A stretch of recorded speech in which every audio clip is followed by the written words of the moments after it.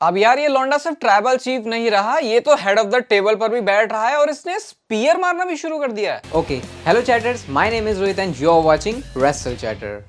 तो आज इस वीडियो में हम बात करने वाले हैं पूरे स्मैकडाउन के शो के बारे में। हर बार आपको डिटेल में सारी चीजें शो के बारे में आपको यहाँ पर जानने को मिलती है, तो उसके लिए लाइक जरूर कर देना। और आज भी बहुत सारी डिटेल्स थी जो कि शायद आपने हो सकता है मिस कर दी हो, लेकिन देखो इससे पहले कि हम स्मैकडाउन के रिव्यू के ऊपर आए, एक एक्सक्लूसिव चीज है आपके लिए। रोमन रेंस और ब्रॉक लेसनर, आपको पता है ये कितने ज्यादा पॉपुलर है, स्पेशली इंडिया के फैन बेस में भी अगर देखें तो दोनों की पॉपुलैरिटी कितनी तगड़ी है मुझे बताने की जरूरत नहीं है। लेकिन इन दोनों में से बेटर कौन है? रिसेंटली मैंने कम्युनिटी टैब पर एक पोस्ट डाली थी, उसके नीचे बहुत सारे रीजंस मिले हैं। तो भाई एक पूरा डेडिकेटेड असली अखाड़ा का एपिसोड आ चुका है इसके ऊपर, और मैंने भी दोनों में से किसी एक को पिक किया हुआ है, तो आप लोग उसको जाके देख सकते हो। एपिसोड का लिंक आपको डिस्क्रिप्शन में मिल जाएगा, फिर वीडियो के एंड पर भी होगा, आप लोग क्लिक करके देख लेना। मस्त मजा आ जाएगा आपको उसको देखने में। मतलब रोमन रेंस और ब्रॉक लेसनर की बात हो रही है तो मजा तो वैसे भी है। और सबसे पहले जो स्मैकडाउन की स्टार्टिंग है वो होती है ब्लड लाइन के साथ। ब्लड लाइन अपने वही स्वैग में आए थे और सोलो सिकोवा अपने कपड़ों को मुझे लग रहा है थोड़ा ज्यादा ही चेंज कर रहे हैं, उनको एक के ऊपर थोड़ा स्टिक रहना चाहिए, क्योंकि आज जो उनके पूरे कपड़े थे वो तो ब्लैक थे, लेकिन जो बेल्ट है और जो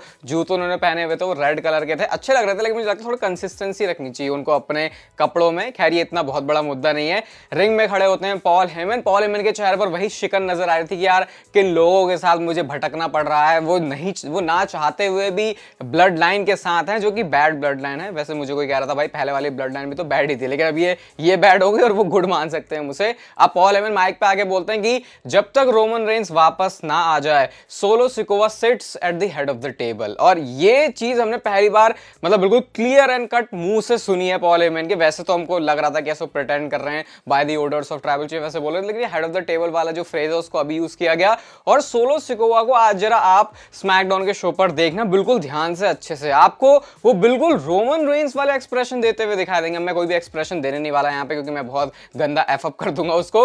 लेकिन मैंने पहले ही इसी सेगमेंट में नोटिस कर लिया था कि ये रोमन रेंस जैसा एक्ट करते हैं, बिल्कुल सोलो सिकोवा वैसा ही एक्ट कर रहे हैं। मतलब लिटरली आपको वो दिखेगा कि यार बस चेहरा चेंज कर दो और ये बंदा रोमन रेंस बन जाएगा। और उस चीज के लिए तो भाई मानना पड़ेगा कि सोलो सिकोवा ने बहुत अच्छी तरीके से उसको रेप्लिकेट किया। अब इतने में यहाँ पर वी वांट रोमन के चैंट लगे थे, जो सुन के हर बार ही दिल को सुकून मिलता है, क्योंकि ये बिल्कुल प्रिपेयर कर रहा है रोमन रेंस को उनके बेबी फेस वाले रिटर्न के लिए। अब यहाँ पर क्योंकि अनाउंसमेंट होने वाली थी, अपने जो मैंने बताया था आपको कल वाली वीडियो में किस तरीके से अनॉइंट करने का मतलब है इनका। टामा टोंगा को राइट हैंड मैन बोला गया है, जो कि जे ऊसो को बोला गया, और जो टोंगा लोआ हैं उनको भी इनफेमस करके उन्होंने बोला। और साथ में ये भी कहा कि मतलब हक किया सोलो सिकोवा ने, तो हक किया बिल्कुल रोमन रेंस वाले स्टाइल में फिर से। तो मतलब उनकी भी जो एंट्री है वो ब्लड लाइन में ऑफिशियली एक मेंबर के तौर पर हो चुकी है। पॉल हेमन को लगा मेरा हो गया, मैं गुड बाय कर देता हूं, लेकिन सोलो सिकोवा रोकते कहता भाई क्या कर रहा है, तो जरा इन दोनों को पहले तो थैंक यू भी तो बोल, क्योंकि इन दोनों की वजह से तो केविन ओवन से पिटने से बचा है। उसके बाद वो थैंक यू बोलते हैं टोंगा लोआ को भी, टामा टोंगा को भी।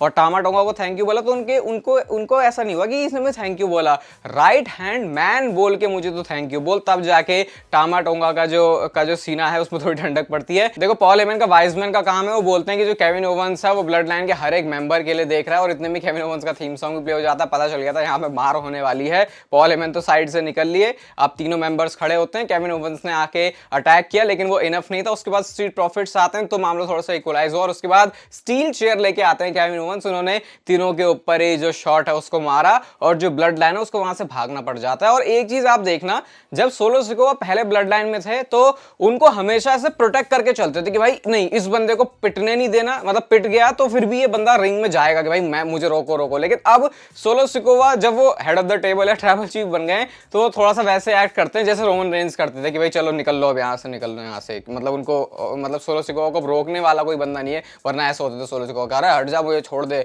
मैं मार दूंगा इसको जाके। तो थोड़ी सी डोमिनेंस इस वे में कम लग रही है, लेकिन मुझे लगा कि आज का जो वर्क है सोलो सिकोवा को बहुत अच्छा था। अभी तो वैसे शो पर और भी कुछ होना था, क्योंकि बैक स्टेज जाके पॉल हेमन जा रहे होते हैं, तो सोलो सिकोवा कहता है भाई किधर जा रहा है, इधर आ। वो कहते हैं या तो तू हमारा 6 मैन टैग टीम मैच जल्दी से बुक करवा, वरना तू आज मेन इवेंट में टामा टोंगा के अगेंस्ट ही लड़ेगा। ये कैसा head of the table tribal chief है भाई, जो अपने ही वाइस मैन को खतरे में डाल रहा है, बट बाद में जाके शो पर मेन इवेंट ही मैच होता था, तो पॉल हेमन के लिए इतनी कोई प्रॉब्लम वाली बात इससे तो नहीं हुई कि उनको टामाटोंगा के अगेंस्ट लड़ना पड़ेगा। इसके बाद शो पर Jade Cargill and Bianca Belair versus Indi Hartwell Candice LeRae का मैच था। इनका जो फिनिशिंग मूव था डीडीटी के साथ सुप्लेक्स, वो बहुत बढ़िया लगा। ऑब्वियस था भाई इनको ही जीतना है। एल्बा फायर, एला डाउन और वहां से जोई स्टार्क एंड शेना बेजर होती हैं जिन्होंने बियांका ब्लेयर और जेड कारगिल को साइड लगा दिया। उसके बाद ये दोनों टीम्स भी आके लड़ गई, लेकिन एंड में आगे फिर जेड कारगिल बियांका ब्लेयर दोनों ने ही धो दिया और जेड कारगिल ने हल्का सा बॉच किया जब वो पिनफॉल नहीं करना था, क्योंकि भाई मैच तो चल नहीं, लेकिन फिनिशर हिट करने के बाद वो पिनफॉल करने के लिए जा रही थी। बाद में उनको रियलाइज हो गया क्या कर रही हूं मैं।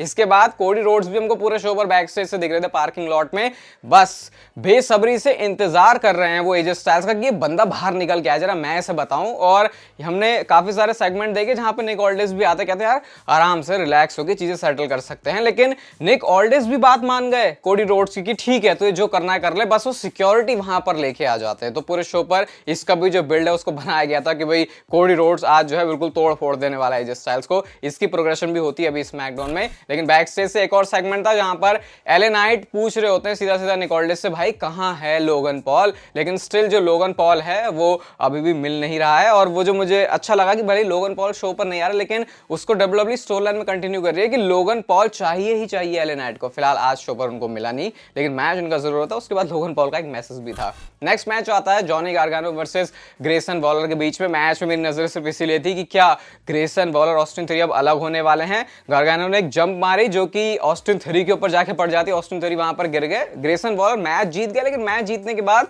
वो अपने ही अलग दुनिया में खुश है। उनको फर्क नहीं पड़ रहा कि उनका जो भाई है, उनका जो टैग टीम पार्टनर है वो नीचे गिरा हुआ है। और ये क्लियर मैसेज, क्लियर हिंट यहां से मिल रहा है कि जो ऑस्टिन थ्योरी है उनका फेस टर्न होने वाला है। ऑलरेडी सिंपैथी आने शुरू हो भी गई है मुझे लग रहा है फैंस की तरफ से ऑस्टिन थ्योरी के लिए, और ये बेफेस टर्न मुझे लगता है बहुत अच्छा वर्क भी करने वाला है, क्योंकि इसके लिए फैंस ने इंतजार भी बहुत टाइम से कर लिया है। अब back stage finally AJ Styles आ गए हैं कार से, आई थिंक वो सनरूफ से बाहर निकलते हैं, और क्योंकि इतने सारे सिक्योरिटी वाले लोग थे तो कोडी रोड्स को वहां पर जाने का मौका ही नहीं मिलता है। ये कोडी रोड्स को हमेशा कोई एक ना एक पप्पू सी चीज क्यों पकड़ा देते हैं। ये कोडी रोड्स पूरे टाइम तो बिल्कुल वेट में है एजे स्टाइल्स के कि भाई आजा आजा, जब वो आया तो वही वहां से निकल लिया। मतलब उसका सेंस जरूर बना कि वो क्यों निकले वहां से, क्योंकि फिर वो रिंग की तरफ जाते हैं और रिंग में आके बोलते हैं कि भाई मुझे एजे स्टाइल्स अब तू चाहिए तो जल्दी बाहर निकल के आ जा। एजे स्टाइल्स आते हैं ल्यूक गैलोस, कार्ल एंडरसन के साथ में, पूरी सिक्योरिटी पूरी फौज भी वहां से उनके निकल के आती है। और एजे स्टाइल्स माइक पे आके बोलते हैं यार मुझे फर्क भी नहीं पड़ता कि तू क्या चाहता, तू मेरे से इतना मतलब तू इतना पागल हो चुका है मेरे से लड़ने के लिए, give me what I want. और इतने टाइम पर एजे स्टाइल्स सक्स के भी चैनल लग रहे थे give me what I want उन्होंने बोला, तो मुझे ऐसा लग रहा है इस फ्यूड में सारी पुरानी चीजों को क्रिएट करना चाहते हैं। कोडी रोड्स ने टाइटल मैच दे भी दिया, लेकिन वो कहते हैं कि ये कोई रेगुलर मैच नहीं होने वाला, ये एक आई क्विट मैच होने वाला है। तो क्लैश एट द कैसल के लिए AJ Styles versus Cody Rhodes undisputed WWE championship के लिए आई क्विट मैच होगा। और निक ऑल्डिस ने ऐसे किया था पहले, मतलब ऐसे करके, फिर उसके बाद उन्होंने ऐसे कर दिया। तो एजे स्टाइल्स खुश तो नहीं थे कि मैच उनको मिल गया, लेकिन वो एक आई क्विट वाला मैच है। कोडी रोड्स इसके बाद सिक्योरिटी वाले बंदों को ही तोड़ने लगते हैं। और ये सोचो कि कोडी रोड्स इतना मासूम सा, इतना अच्छा जेंटलमैन बंदा जब ये सिक्योरिटी वाले लोगों को मार रहा है तो किस लेवल पे जाके उन्होंने ट्रिगर कर दिया है। और मजे की बात तो ये हुई कि कोडी रोड्स ने सिक्योरिटी वाले बंदों को मारा, स्टिल वो एजे तक पहुंच नहीं पाए, लेकिन एजे आए पता नहीं फ्लाइंग पंच, फिनोमिनल फोरआर्म, जो भी आपको उसको बोलना उसे लेके, और वो ठोक के वो चले गए। कोडी रोड्स ने इतनी कोशिशें करी, वो तो जरा सा भी नहीं मार पाया, लेकिन एजे स्टाइल्स ने एक ही कोशिश में जो है कोडी रोड्स को हिट कर दिया। और किस लेवल पर अब ट्रिगर हो चुके होंगे कोडी रोड्स, हमको शायद नेक्स्ट स्मैकडाउन में पता चलेगा। लेकिन ये अच्छा देख के लगा कि कोडी रोड्स के कैरेक्टर में डब्ल्यूडब्ल्यूई ने कुछ तो ऐसा चेंज किया है कि अब वो ऐसा बिल्कुल खुश मिजाज वाला बंदा नहीं है, उसको भी गुस्सा आता है, और जब गुस्सा आता है तो वो पागल भी हो जाता है। नेक्स्ट मैच था शो पर एले नाइट वर्सेस कार्मेलो हेस के बीच में, और जो एले नाइट बात करने गए थे निक ऑल्डिस से, वहां पर कार्मेलो हेस टपक जाता है, उसकी वजह से मैच था एक अच्छा मैच था। लेकिन मैं यही सोच रहा था कि यार दोनों में से कोई भी ऐसा बंदा तो है नहीं जिसको तुम मैच ये हरवा दोगे, क्योंकि दोनों को मेन रोस्टर में मतलब नेक्स्ट स्टेटस बना के रखना है। तो पिन के सीक्वेंसेस चल रहे थे, उस मौके पर एले नाइट ने पिन कर दिया कार्मेलो हेस को। अब इसके बाद उनको तो लोगन पॉल चाहिए, वो सीधा कमेंट्री टेबल पर जाते हैं और वो सीधा लोगन पॉल को बोलते हैं if you don't come to SmackDown I bring SmackDown to you. और वो कमेंट्री टेबल वाला माइक जो लेके बोल रहे थे वो भी थोड़ा आइकॉनिक सा लग रहा था मुझे कि यार वाह, मतलब थोड़ा स्वैग सा लग रहा था वो। एंड देन हमको बाद में लोगन पॉल की तरफ से भी एक मैसेज दिखता है, वो बोलते हैं एले नाइट को कि यार पहली बात तो तू मेरे लेवल पर है नहीं, तो दोबारा से मिड कार्ड में जा। और वो बोलते हैं लोगन पॉल, ये ऐसे करके वो मॉक करके ही चले जाते हैं। मतलब उन्होंने कोई सीरियसली लिया ही नहीं है एलए नाइट को, बट इवेंचुअली हमको पता है लोगन पॉल और एलए नाइट के बीच मैच जरूर होगा। इसके बाद जो है सेगमेंट आता है और ये था ड्रू मैकिंटायर की सिस्टर का, उनकी बहन का, उनकी दीदी का। अब इसको एक्सप्लेन करूंगा, बट बेली रिंग में आती है और वो प्रोमो कट कर रही होती है। पाइपर नेवल, चेल्सी ग्रीन वहां पे आ जाती हैं और वो बोलती हैं कि तू एक लूजर है और तू लूजर है। चेल्सी ग्रीन बोलती है बेली को कि तू लूजर है और क्लैश एट द कैसल में भी तू हारेगी। बेली बोलती है कि पाइपर नेवन तू किसके साथ लगी हुई है, तुझे इसकी जरूरत भी नहीं है। मतलब वो पाइपर नेवन को ऐसा ओवर कर रही होती है कि मैंने मेयन क्लासिक में तुझे देखा था, ऐसे हुआ था, तेरे अंदर दम है, लेकिन फिर भी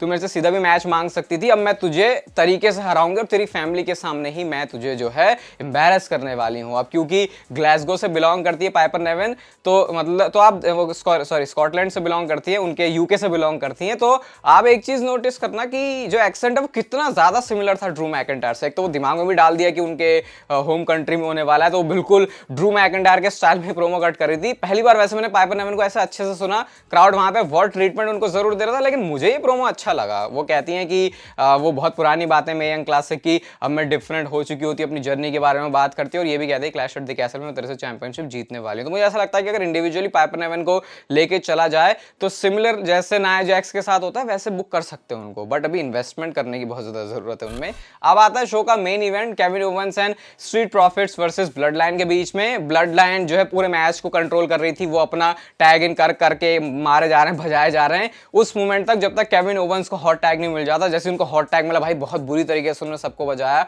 कैनन बॉल मारा, स्वान टर्न मारा, सोलो सिकोवा को पिन भी करते लेकिन सोलो सिकोवा किक आउट कर देते हैं। अब बारी आती है समोन स्पाइक की, वो तो मिस हो गया लेकिन उसको स्टनर में कन्वर्ट कर दिया, पिन फॉल करते हैं, लेकिन टामा टोंगा और टोंगा लोवा ने जो है खींच लिया तो उसके बाद फिर ये मारने लग गए। मॉन्टेज फॉर्ड ने जंप मार दी अपनी वही मस्त वाली जो कोने में मारते, स्टील चेयर लेकर आ गए सोलो सिकोवा, अटैक कर दिया, डिस्क्वालिफिकेशन में मैच एंड हो गया। अब देखो सोलो सिकोवा पूरे रोमन रेंस ही बन चुके हैं। उन्होंने बोला भाई टोंगा लोवा एंड टामा टोंगा जरा तुम दोनों पकड़ो। लगा कि समोन स्पाइक मारेंगे लेकिन उन्होंने स्पीयर मारा, और स्पीयर को अगर मैं रेट भी करूं तो अच्छा लगा भाई वो स्पीयर, मतलब ऐसे पहली बार ही देखा हमने सोलो सिकोवा को टेलीविजन पे स्पीयर हिट करते हुए। मेन रोस्टर की अगर मैं बात करूं तो उससे पहले भी किया है, एनएक्सटी वाले दौर का तो नहीं कह सकता मैं, लेकिन मेन रोस्टर में शायद मैंने तो पहली बार ही देखा है स्पीयर उन्होंने हिट किया, जो कि बिल्कुल बता रहा था कि वो रोमन रेंस ही बनना चाह रहे हैं। आप केविन ओवेंस दोबारा से ट्राई करते हैं कि मैं उठ खड़ा हूंगा, मारूंगा, लेकिन ट्रिपल पावर बॉम्ब लगा दिया इस बार इस बैड ब्लड लाइन ने केविन ओवेंस को, जो कि फिर से ब्लड लाइन की तो याद दिला ही रहा था पुरानी वाली, लेकिन वो शील्ड की भी याद दिला रहा था और उसी से रोमन रेंस बिलोंग भी करते। तो उसके बाद उन्होंने ब्लड लाइन वाला ऐसा अपना पोज भी किया। मुझे तो प्रोग्रेशन अच्छी लग रही है स्टोरी लाइन की। स्क्रीन पर अभी आपको दिख रहा होगा एपिसोड पॉडकास्ट का लिंक, उसको जाके जरूर सुनना और बताना आप दोनों में से किसको पिक कर रहे हो। ये वीडियो गाइस अगर आपको अच्छी लगी तो इसे लाइक जरूर कर देना, चैनल को सब्सक्राइब कर दो ऐसी और मस्त वीडियोस के लिए, और तब तक फिर लेते रहो जिंदगी के मजे।